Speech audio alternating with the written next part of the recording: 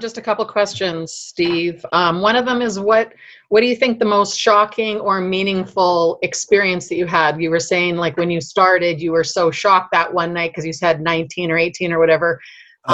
Things that happened. But was there something bigger that happened at a different time that really convinced you that? Yeah, there was an incident that took place whilst I was in Seattle, of all places, and I wanted a demonstration from this being, and this wasn't too long ago, but this thing just leveled me. Honestly, this thing just took me down to my knees. Now, it induced an emotion that I cannot humanly recognize what that emotion is. There's no name for it.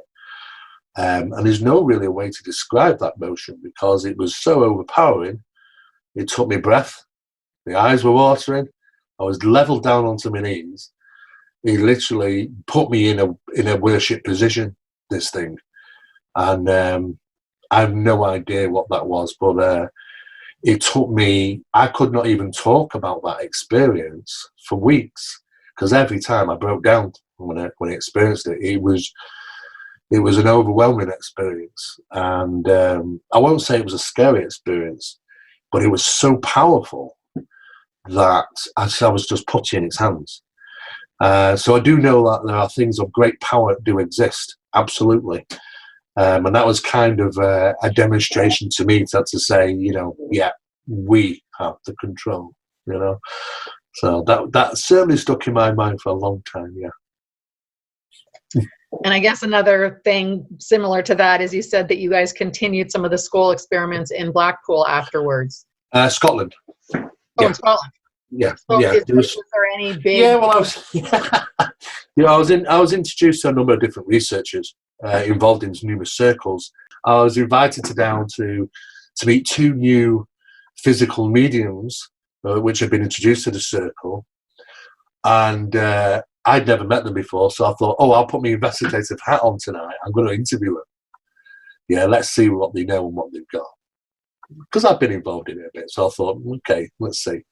And we met at a restaurant, and I was sat there with the president of the Scottish Society of Psychical Research. And we met these people. We were sat on an adjacent the tables were joined by an adjacent table. And I got my pad and pen out to interview them. And I asked them, is it okay to interview them? And they said, yeah, no problem. So I got my pen and pen out. And just as I'm about to ask them, launch into this series of questions, the table shunted towards me, and he immediately looked opposite me, and opposite me was the president of Psychical Research. His wife was sat there, Sarah, and she just looked at me and went, wasn't me. And I thought, well, I know Sarah quite well. I thought, well, no, she wouldn't do that. And I'm looking at the table. There's no way this table could have moved because it couldn't have been them because they were on an adjacent table. And I kind of thought, no, it's just one of those odd things that happened. Ready to launch back into them. The plates and things started moving around on the table. And I just put my pen in the pad and shut it and I said, interview over. And that was the end of that. And we all had a good giggle at that. And what's surprising is that it's very well hidden phenomena, but it can be right there in front of you. Something so unbelievable that can happen. It can just demonstrate like there. And you think to yourself, how can it do that? You can spend all life running around chasing your tail, never experiencing that. But then when you just ask, it's boom, there it is. And you think to yourself, oh my God, how do people even live in a world of not knowing what they should know? And that's it for me, really. I can't help myself but just want to feed this battery all the time with as much knowledge as I possibly can. And I've still got that fight to try and learn more because sometimes, like I say, sometimes, when we're doing certain things, they don't like it. Whatever it is, it doesn't like it, punishes us. Sometimes we get the naughty room for the night. And sometimes they're very helpful.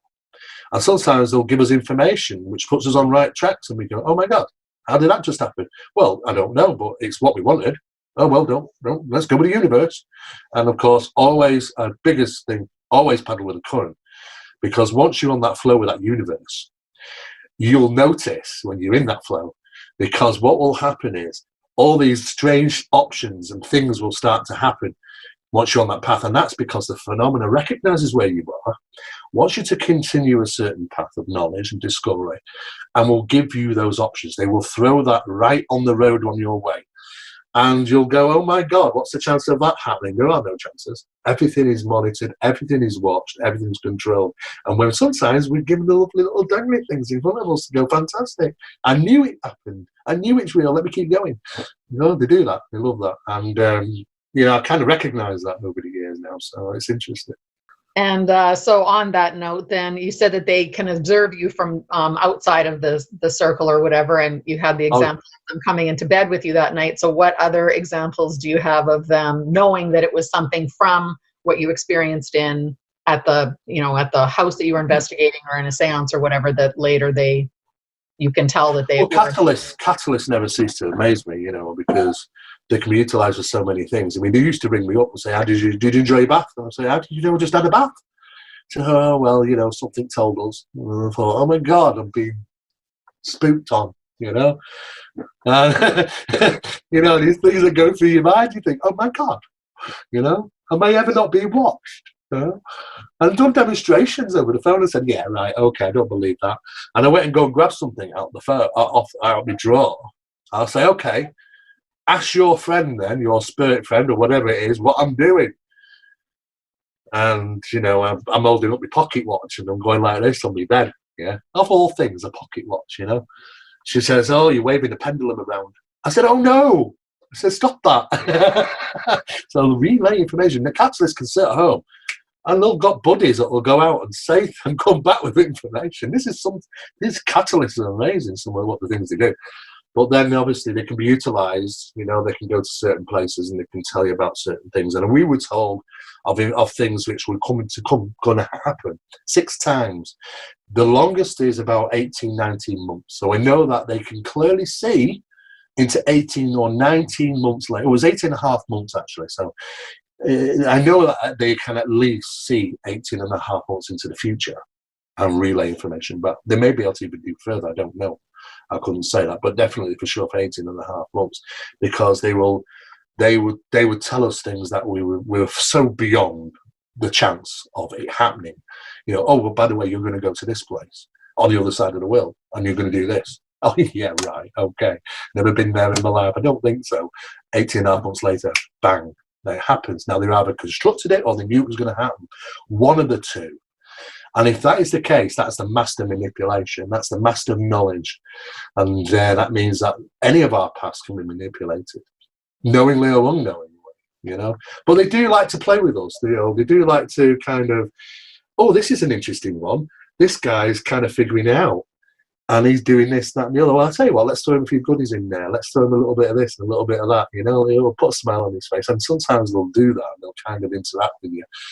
But it's just knowing that they can do that. But yeah, future incidents, 6 times that happened, proven it so, and no shadow of my doubt that they know or can control that mechanism. And if that's the case, then we have to say, where is the random in this universe? Does it even exist? Or is it all pre-programmed? For your own free will. Is there free will? Exactly. I don't know, because we might go against the opinion what we were going to do 5 minutes ago means that something might have manipulated us to do so. That's the biggest problem we have. We don't know if we have free will. If we are playing the game, then at least we can bend it, because that's what's fascinating about this world, is that it isn't rigid. It's not black and white. You know, we can bend the rules. We can't break them, but we can bend them. And it means that sometimes we can affect the environment we even around us simply by the power of belief. And which means that the physical world around us can bend to us in opposition or, you know, something positive in some cases. Depends how we think, you know. And if we stay like that, sometimes the world will fall in place for us, you know. And it's just the same for the opposite. People which are going to be victims all their life, unfortunately, is because they're going to continue to put themselves in that position, you know. And I think people should take control more of that, of the life and where they're going and what's going to happen. And if they recognise it, it reinforces the fact that yes, it's actually achievable. and you can do so.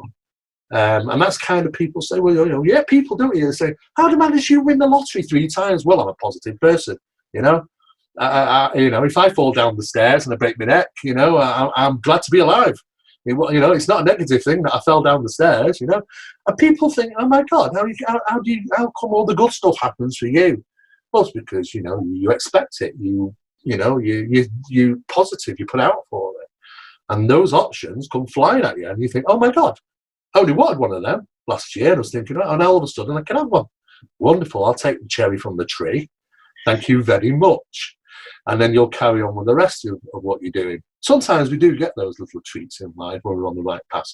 But then you tend to feel deep within yourself when you're paddling against the current, because sometimes you can go that direction. You go, something don't feel right. I don't need to. I don't want to get involved. I don't want to da-da-da. And before you know it, you're back where you're supposed to be. So these guides are there to try and keep you. Sometimes people forcefully go in the other directions, but what I like about life is it's bendable. You can manipulate it. That's nice. My last question is back to manifestations and apports, I guess, is any of the information that you looked at or any actual experiences that you saw. What was the biggest manifestation or most shocking or apports that you heard about or investigated? The biggest apportation was, let me just think, the largest was a lawnmower. Of all things, a lawnmower. It disappeared and reappeared somewhere else. That was the largest item, I'm assumingly it can happen maybe to people. I don't, people have always, there has been testing regarding the effects of biological systems, and direct mental influences on living systems, DeMille's, studies like that. We do know that, paranormal phenomena can manifest living tissue, blood plasma, blood itself. Sometimes, not so much nice stuff, but, but sometimes they can do that. Biological stuff can also be manifested. So, I don't think it just means that they can manipulate, as for apportations and materializations, non-physical items, because plants have been apported and they're living things. It's only recently we start looking at plants under the microscope which have been apported and going, there's some unusual properties in there. What's going on here? It's a bit different, it's a bit strange. You start to see the effects of diathermic reactions in these things. You start to realize that it's very similar to the plants which are affected by the manifestation of UFOs close to the ground. The biological traumatology in the plants measures the same diathermic reaction. So again, we're dealing with the manifestation process and we're dealing with the same physics, one of the same, and I think we need to really do a lot more studying that side of things, the mechanics, because that's where that's where my work really evolves in, is the paranormal mechanics, the study of the paranormal mechanics. And we noticed, when we had apportations take place, this old rule book comes out again, and we've started to see similar numbers. I mean, on occasion, we'd maybe lucky enough to have a poltergeist infestation where items are moving quite regularly, and the apportation of, say, three things or 4 things, the distance, the displacement between the items, such as where it originally was to where it ended, and you measure that, is known as a displacement effect, comes up with numbers which are reoccurring, be it 34.3 inches, and you think, oh, well, that moved 34.3 inches in a direct line, and you think, well, how can that be? Well, there's a mathematics to it, there's a rule book. And after doing this for many, many years in the haunting phenomena, because there are 3 types of hauntings, localized, translocational, and residual, but they're all kind of a bit different. And interactive stuff like the poltergeist infestations and demological encounters that each have kind of a little bit of a rule book. So when you talk to people and they say, oh, yes, this happened, sometimes you go, I've never heard of that happening. Something's a little bit of the icing be put on the cake here. And you can kind of work that out. But there is kind of a rule book there. Something to generate a rule book like this is intelligent, and there's a mechanism. And why is it like that? Why does the world work like that? Why do things move of set nature? Why do Why do, when most apports are felt warm to the touch within the first 30 seconds, are measured around about 18 degrees higher? Where did it go to measure 18 degrees higher? Why is that? Why do they do that? You know, where they're coming from? Hot environment? Or is it a transition? And the process of the transition, does it depend on the size of the item? If it's a large lawnmower, it's disappeared and reappeared, is that 18 degrees higher than normal than because it's larger? Or there's wonderful physics that are involved. The problem of it is that this phenomena toys with us, and we cannot sometimes plan it. We cannot want to bench test it like science would do, because science wants to say, okay, it's going to happen at 6 o'clock, it's going to happen here, and we're going to analyze it. Well, the phenomena don't work like that. You know, it's sometimes random, and you don't know when it's going to happen. We have to measure the results rather than the incident sometimes. And we know from effects of, you know, the experiments on the double slit experiment, that when we're looking at things, you know, electrons kind of lock down in tight process. And then sometimes when we turn away and lose sight of these things, they scatter into a line format. That could simply be the simple reasons why people don't see things suddenly move from one place to another in poltergeist infestations, because when we're looking at them, we're locking them down in this physical world we know as our reality. And then once we take our eyes off them, oh, well, the universe can have its play. And the thing is that when you do get people that say, oh, well, hang on a second, I did see it happen. Okay, well, let's look at this. When you start to research those cases, you find two things. The first thing is that, A, rather it's an interactive haunting and not a poltergeist infestation, which items can move. Or secondly, there's a focus, a catalyst, you know, a young person, usually more a girl than a male, round about the adolescent age, and they tend to be the focus or the attribute to the phenomena. It's PK, a form of PK ability, uncontrolled forms of PK. So yeah, you can kind of get, and it gets all muddy the pot to try and work out what is what. But in regards to the apportation phenomena, when one good thing we know now is that when the apport happens and it comes back, we cannot for sure say it is exactly the same item, because it looks like it and weighs like it and seems like it, but it might not be it, because under the microscope it says it says it's not, unless it's been adversely affected to the point where it's not non-recognizable to the original source. And if it's non-recognizable to the original source, how can we prove it's the original item? And then what we realize is that when these apports take place and they're left in homes, do we even know when it's happened? How do you know you don't live in a house with an apport there? You know, you talk to Mrs. Smith. Mrs. Smith, how long have been having paranormal disturbances? Oh, the last 6 months. And you don't know why? Well, no, I have no idea. I haven't done anything. It's just all of a sudden started. How do we know an apport didn't cause that incident? Because what we found is sometimes when apports, we call them hot, and I don't mean by temperature-wise. When we say an apport is hot, it means that it's newly derived to the environment. And sometimes by relocating that apport will cause a suppression in the phenomena to take place in that environment. So how do we know that apport is not causing, it comes from another reality, and it causes that quantum bridging, which allows phenomena to source itself back and forth to that location. We're into the world of metaphysical paranormal mechanics, and that's kind of where I kind of do my work, you know, all that nitty-gritty interesting stuff.